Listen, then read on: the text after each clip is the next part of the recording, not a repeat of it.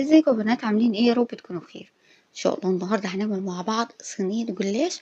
بجد يا بنات خرافه حلوه قوي، طعمها تحفه جدا، لونها زي ما انتم شايفين خطير.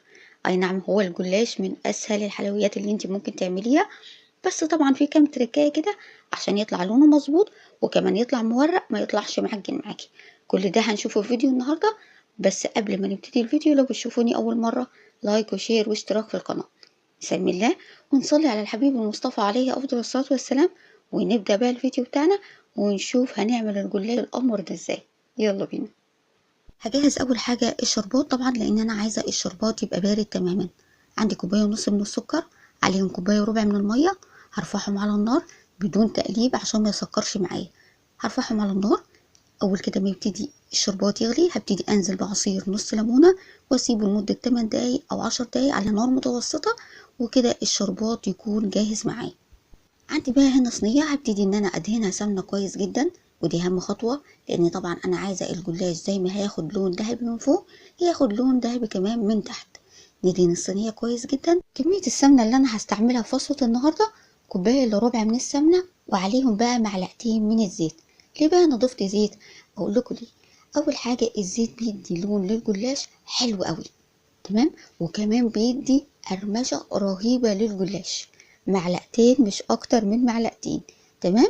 طبعا يا بنات لو انتوا مش عايزين ان الجلاش يبقى مقرمش من بره وطري من جوه، استغنوا تماما عن معلقتين الزيت. طبعا لو عايزينه مقرمش هتضيفوا معلقتين الزيت. هبتدي بقى اخد ورقه ورقه من الجلاش. اول حاجه كده حطيت ورقه في قاع الصينيه، ابتديت ادهن سمنه. حطيت ورقه تانية وابتديت ادهن سمنه. واهم حاجه ندهن سمنه كويس جدا، ده طبعا اللي بيخلي الجلاش مورق ويخليه كمان مش معجن. اول ما يدخل الفرن كده هتحسي ان الجلاش ابتدى يعلى كده ويتنفخ، ده من السمنه. لو حطيتي كميه سمنه كويسه هتاكلي احلى جلاش، هيبقى طعم معاكي مورق ومقرمش وطعمه زي العسل. طبعا لو عندي اي قطعه كده من الجلاش متقطعه، او يعني في ورق متقطع، هبتدي ان انا احطه في النص. طبعا عندي الصينيه هنا كانت صغيره، ابتديت ان انا اتني الورق. طبعا تنيت من الجنب ده، المره اللي وراها اتني من الجنب التاني عشان الصينيه تبقى كلها متساويه، ما تبقاش حته عاليه وحته واطيه، تمام. اخدت بقى نص كميه الجلاش في قاع الصينيه. هبتدي بقى احط مكسرات، اي مكسرات موجوده عندك. لمي بقى المكسرات اللي كانت باقيه عندك من رمضان وحطيها في الصينيه القمر دي.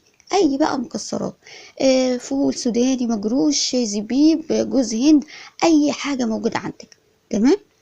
ابتديت بقى اعمل نفس الخطوات اللي انا عملتها في قاع الصينيه. ابتدي احط ورقه ورقه كده، واهم حاجه ندهن سمنه كويس. دي اهم خطوه يا بنات. الجلاش بيحب السمنه كتير طبعا يا بنات، والسمنه اللي احنا بنحطها دي هي اللي هتورق الجلاش، يعني دي التوريقه بتاعت الجلاش، تمام. نيجي بقى يا بنات نقطع الجلاش اي تقطيع انت عايزاها، عايزه مربعات عايزه مثلثات زي ما تحبي، بس انا بحب ان انا اقطعه مربعات، مش عارفه ليه بحب شكل الجلاش يبقى مربعات. عايزه مثلثات بقى زي ما انت عايزه. اخر ورقه طبعا انا ما دهنتهاش لحد ما انا خلصت تقطيع الجلاش. طبعا يا بنات لو دهنا اخر ورقه قبل ما نقطع مش هنعرف نطلع القطعه مظبوطه كده، يعني تمام، هتبقى السمنه وكده، فمش هنعرف نقطع الجلاش. فعشان كده بعد ما نقطع نبتدي ندهن اللهم صل على سيدنا محمد، اخر ورقه بالسمنه كويس جدا. نيجي بقى للتسويه. مشغله الفرن على درجه حراره عاليه. هحط صينيه الجلاش في الرف الوسطاني، طبعا الفرن يبقى شغال من تحت بس لحد ما الجلاش ياخد لون ذهبي من تحت. بعد كده هفتح الشوايه وهدي النار، يعني ما اخليش الشوايه عليه لحد ما ياخد لون قمر زي ما انتوا شايفين. شايفين شكله ازاي؟ اهم حاجه تراقبي الجلاش وهو في الفرن لانه بياخد لون بسرعه. طبعا هنا الجلاش يبقى سخن ننزل عليه بالشربات البارد. شايفين شكله ازاي؟ ما شاء الله، اللهم بارك، تحفه. بتمنى بقى الفيديو يكون عجبكم. لو عجبكم بقى ما تنسوش اللايك والشير والاشتراك في القناه. استودعكم الله، والسلام عليكم ورحمه الله وبركاته.